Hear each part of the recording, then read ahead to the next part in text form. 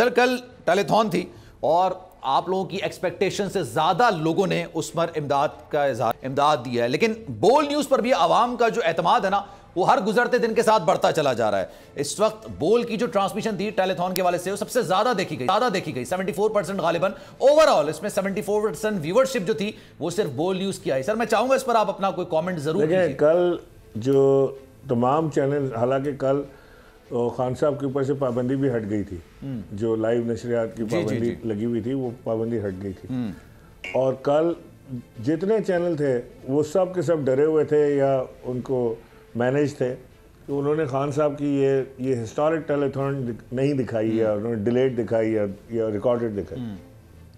Air Y क्योंकि of air है तो एयर वाई तो था नहीं उधर गेम में, तो रह गया बोल। और बोल ने कल जो एक बड़ा दिलेर स्टेप लिया, बड़े अरसे से मैं देख रहा हूँ बोल को कि वो एक बड़ा दिलेर स्टेप भी ले रहे हैं, रिस्क भी ले रहे हैं, और वो लेकिन कौम को, आवाम को सच दिखाने से पीछे नहीं हट रहा है बोल।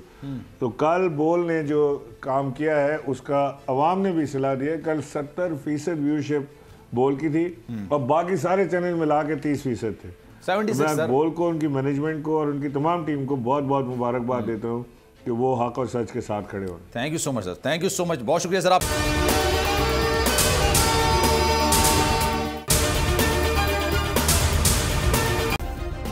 सब्सक्राइब करें और बेल दबाएं ताकि कोई खबर रह न जाए।